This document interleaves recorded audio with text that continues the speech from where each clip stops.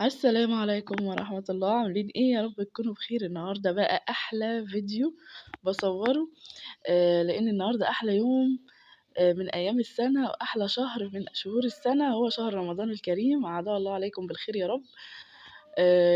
النهاردة بقى أول يوم رمضان، كل سنة وانتم طيبين وبصحة وخير وسلامة كده. وصحيت بدري بقى بعد ما دنيتي كلها متظبطة بقى، الدنيا طبعا نايمة قبلها بقى السحور اتسحرنا، والدنيا المطبخ رايق والشقة كمان متظبطة. تحس ان هو فعلا فعلا عيد، عيد لينا كلنا. فيا رب كده يتم علينا بالخير ويفرح الجميع فيه يا رب. اول حاجة كده بقى النهاردة قلت هدخل بقى المطبخ واشارككم معايا بقى الاجواء بتاعت اول يوم رمضان بقى، والجمال بتاع اول يوم رمضان، والشهر كله جميل. فيا رب كده يا رب يجعله ايه خير علينا.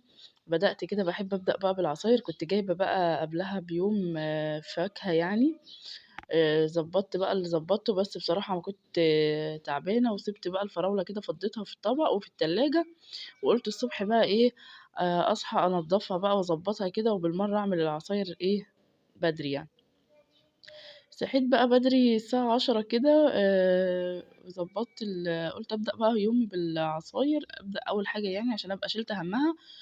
وما شلتش هم يعني خلاص بقى يعني يعني أبقى خلاص بقى ما شلتش هم العصاير، وأعملها وأحطها في التلاجة. وبحب برضه أعمل الحلو كمان الأول، عشان بعد كده الأكل كده كده ما بياخدش معايا حاجة. فغسلت بقى الفراولة كده زي ما انتوا شفتوا. أهم حاجة في الفراولة الغسيل يا جماعة، لأنها بتشيل كمية رمل رهيبة. وقمت جايبة كمان الجوافة مظبطة برضو الجوافة كده غسلاها، وقلت هعمل بقى ايه، عصير فراولة بقى وجوافة. وانتوا عارفين رمضان بيحب العصاير والحلويات. اهم حاجة في الصيام انا ممكن اشرب عصير بس، ومش مهم الاكل، لان فعلا العصير في رمضان بيبقى ليه طعم تاني كده وبيشبع. وممكن بعدها بقى بعد التراويح ممكن ان انا ايه اكمل الاكل بتاعي، او لو كلت على الفطار كل حاجة بسيطة، وبعدين ايه بتلاقوا بقى قبل السحور كده الواحد خلاص جاع. فالنهاردة بقى كمان هكسر قاعدة في الأكل دي، هكسر القاعدة خالص. كله طبعا أكيد أو معظم يعني الشعب المصري عامل يا بشاميلات يا محشي وبط. أنا النهاردة بقى ايه هتشوفوا معايا عملت ايه. واللي لسه بقى بتتفرج عليا تحط بقى لايك كده وشير وسبسكرايب كده عشان تتابع مني كل جديد. وكده خلاص انا عملت بقى، قررت اعمل صوبيا وجوافة وفراولة. والفراولة كمان وانا بعصرها حطيت عليها موز، بتبقى رائعة. فاللي جربوها كده ومش هتندموا. قمت هنا بقى دي اول حاجة في الاكل، عملت صينية بطاطس كده بقى حلوة متدلعة بقى، وقطعت فيها جزر وفلفل علشان يبقى كده فيها قيمة غذائية عالية. والجزر كمان بيديها تسكيرة يعني تخليها مسكرة قوي، فبيبقى الطعم حلو. وتبلتها بقى بالتوابل بتاعتنا، وبجد كانت طعمها تحفة يا جماعة ويستاهل بقكم. قررت بقى اعمل صينية بطاطس كده. قلت هطبخ عادي جدا. مش لازم بقى اول يوم محشي وبس. طبعا اللي بيحب ايه، انا من نفسي بحب اخلي المحشي متأخر شوية. آه اللهم صل على سيدنا محمد. لكن اول يوم بقالي سنتين عامله كده، اول يوم يعني بقيت اعمل اكل عادي خالص زي اي يوم عادي، بس طبعا بنزود بقى حاجات زياده يعني. ممكن ازود صنف مثلا مقبلات حلو، نتوصى مثلا بسلطه نوع جديد. يعني بيكون كده ايه الاكل لذيذ وخفيف وبيبقى الطعم بتاعه حلو. وباحب إن أنا أعمل بقى المحشي يعني في الأسبوع برضه الأول، بس متأخر شوية. قررت هنا بقى كمان، كنت بقى علّقت على الفراخ تتسلق وضبّطتها وشوّحتها بقى كده، وقُمت جايبة بقى طاسة كده معايا، وقُلت بقى هاعمل إيه. برضه كسرت القاعدة وقُلت مش هاعمل رقاق، طبعًا كلّه عامل رقاق. قُلت هاعمل بقى جلاش، بس جلاش بطريقة جديدة أو معروفة، بس يعني أنا باحبها الطريقة دي، اللي هي صوابع رول. جلاش بقى صوابع كده محشي باللحمة المفرومة بقى ومتضبط آخر تضبيط. وعايزة أقول لكم هتشوفوا معايا الطريقة سهلة جدًا وتحفة جدًا. هنا الفراخ بقى كنت باتابع بقى الفراخ مع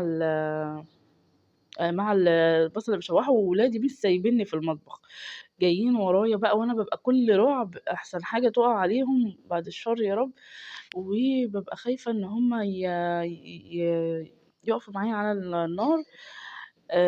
ابني الصغير ده بقى بيعشق إنه يتحشر في المطبخ،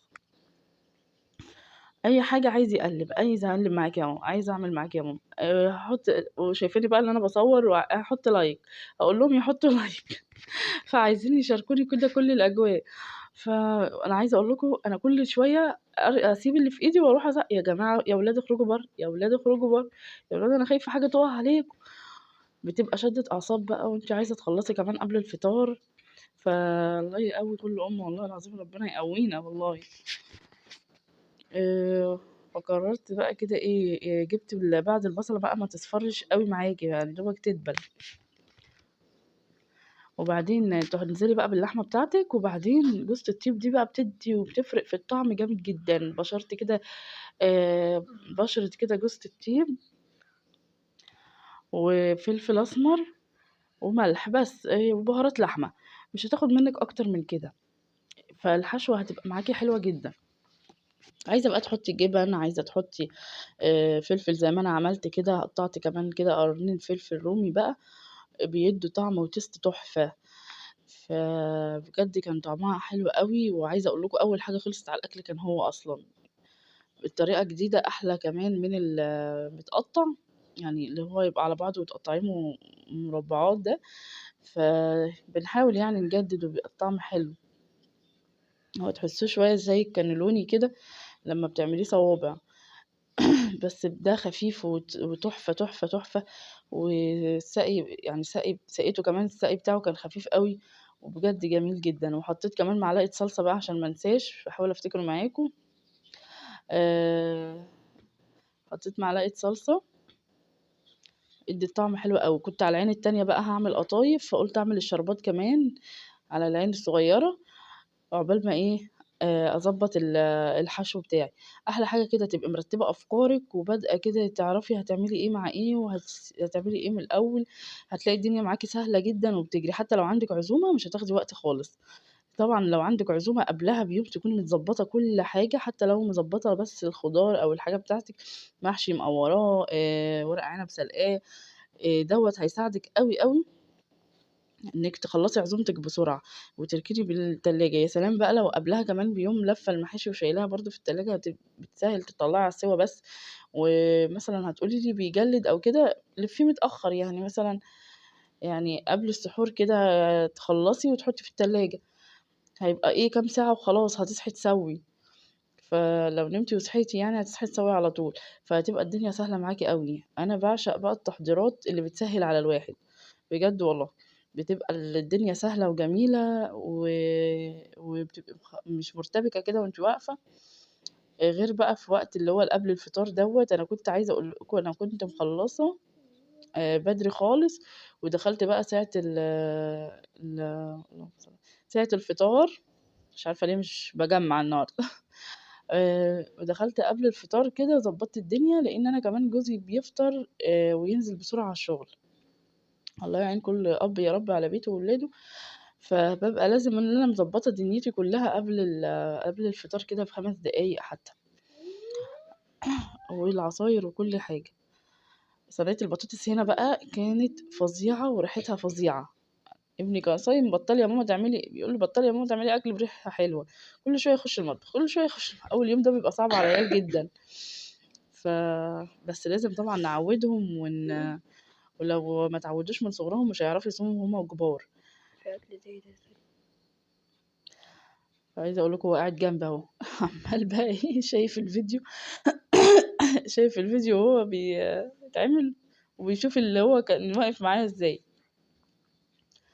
فمش عايز يفتكر الساعة دي كل شوية داخل خارج هتعملي إيه؟ ده باقول له باباك نَفْسه ما عملش كده، ما دخلش وخرج المطبخ كده. هنا بقى هابتدي ألِف الجلاش زي ما أنتم شُفتوا، تدهني بقى صينيتِك كده سمنة، عايزة أقول لكم إن هو مش هياخد سمنة خالص وأنتِ بتحشيه، يعني مش هادهن الورق كده زي الطريقة القديمة، لأ هاقول لكم بقى على طريقة جديدة سهلة وجميلة، والجلاش بتاعِك فيها هيطلع خفيف وفي نفس الوقت مورق وحلو. أول حاجة كده جبتِ لفة الجلاش وتكون معاكِ طازة، آآ وتبتدي بقى إن أنتِ تاخدي ورقتين، ورقتين تحطّي كده على الطرف، تاخديها كده كلّها فوق بعضها، وتبتدي تاخدي بقى أول صباع كده اللي هتلفّيه، يعني تاخدي ورقتين كده أو 3، بس لو 3 أنا يعني أول واحدة دي عملتها 3 ورقات، كانت عريضة أوي، يعني كان الصباع معايا عريض أوي، فهي ورقتين حلو عليها أوي إن أنتِ تحطّي الحشو وتلفّي ورقتين بس إيه من الجلاش.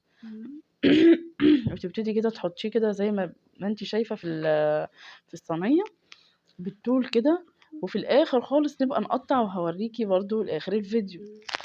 فبامشي بس معاكم كده خطوة، خطوة. حطيت بقى الفلفل كمان بيفرق معاها أوي، الطعم فيها بيبقى تحفة، تحفة. الفلفل بيدّي طعم حلو أوي في الحشوات. دي تنفع بقى الحشوة دي تنفع بقى المعجنات، تبقى رائعة أوي. آآ بُصّوا لازم الtouch بتاعهم. عفوًا، لازم يحطّوا إيديهم كده، لازم يشاركوا كده. والله خلاص، بابقى خلاص هاتجنن وأنا واقفة، كل حاجة عايزين يعملوها، بالاقيهم قاعدين كده فوق ترابيزة المطبخ كده، يا نهار أبيض! بابقى لحظة، ربنا يعيننا والله. عايزاكم بقى تقولوا لي طقوسكم إيه في رمضان وبتعملوا إيه. أنا عارفة إن معظم البيوت شبه بعض، بس لو في ناس بقى حاجة مقدسة، يعني لازم أول يوم محشي وبط وجلاش أو كده، والّا لأ عادي برضه زي حالاتي كده؟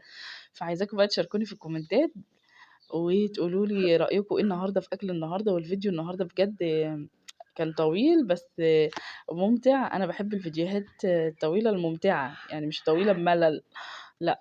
هنا بقى كان فيها آخر حتة بقى، بُصّوا هتلاقوها وكمان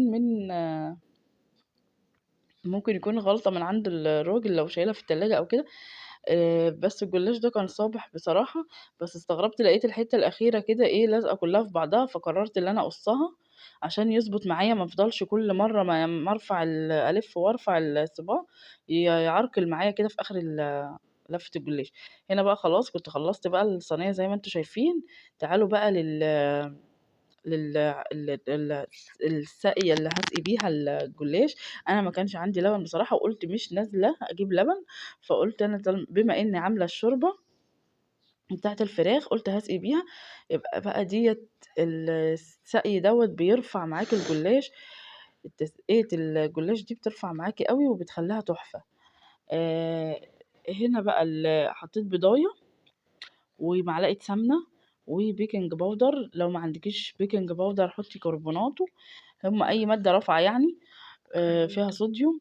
و اللهم صل على سيدنا محمد، معلقة سمنة وشوربة، بيضاية الأول وملح وفلفل، وبعدين تنزلي رشة كده من معلقة صغيرة بيكنج باودر أو كربوناتو. و حطيت بقى الشوربة. يعني ما توقّفيش نَفْسِك على حاجة لو ما فيش لبن. كان عندي بقى كمان معلقة قشطة كده في التلاجة، قُلت كمان أحطها، ادّت taste تحفة وادّت طريان برضه. عايزة أقول لكم ولا هينشف ولا هيجرى أي حاجة وهيطلع طري وهتشوفوا معايا. بس الواحد ما بيوقّفش نَفْسي على حاجة، يعني مش عشان بُق اللبن ده هاوقّف نَفْسي، لأ هاتصرّف برضه. والله طلع جميل جدًا وطعمه رائع وخفيف.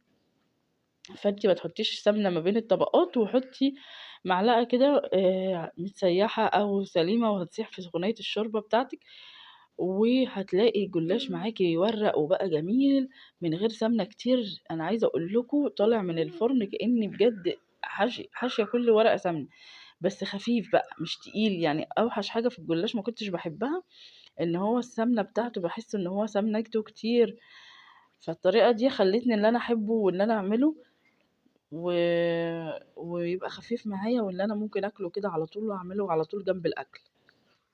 فجرّبوها بجد مش هتندموا، وقولوا لي رأيكم فيها في اللي أنا عملتها في الكومنتات.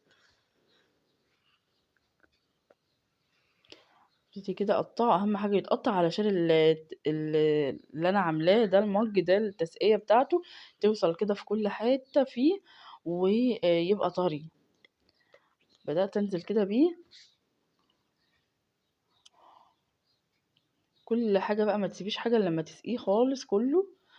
وقمت بقى كمان بعد ما سقيته بقى رشيت كده رشة جبن عليه، تدي بقى طعم بقى جامد. انا عايزه اقول لكم الجبن في الصواني الفرن دي بالذات بتبقى طعمها حلو قوي، وبتدي كده مطه وبتدي طعم، بتدي لذاذه كده للصواني، سواء مكرونه بقى او كوسه بالبشاميل او جلاش. اي صواني بتعملها في الفرن بتدي طعم. الجبنه هنا كنت مطلعاها بقى في التلاجة، معرفش لقيتها كده مسكت في بعضها، قلت هفككها من بعضها كده او هبشرها بالمبشره، فروحت بشرتها بقى ورجعت لكم. بصوا بقى المنظر، الله الله يا سيدي، زي ما بيقولوا جميله جدا. عايزه اقول لكم ولادي الصغيرين كنت بديهم قبل الفطار. هنا بقى الكاميرا قلبت معايا معلش بقى، علشان كنت عايزه اقطع لكم واوريكم بقى من جوه عامله ازاي. فكل شويه عايزين تاني يا ماما، عايزين تاني يا ماما، بجد شكلها تحفه وشهي جدا يعني. وهنا خلاص بقى، كان خلاص بقى وقت المغرب، وابتديت بقى ان انا اغرف كده واظبط الدنيا قبلها. رصيت بقى الجلاش وطلعت بقى الفراخ من الفرن. الفراخ بقى بتعملي عشان اديها اللون الاحمر ده معلقه صلصه وشويه زيت وملح وفلفل، وابتدي تدهنيها كده بالفرشه، وهتديكي معاكي اللون التحفه ده. وكانت صينيه البطاطس بقى ما طلعتهاش معاكم، عملت كمان شويه ملوخيه كده كانوا زي العسل، والطشه بتاعتهم تحفه.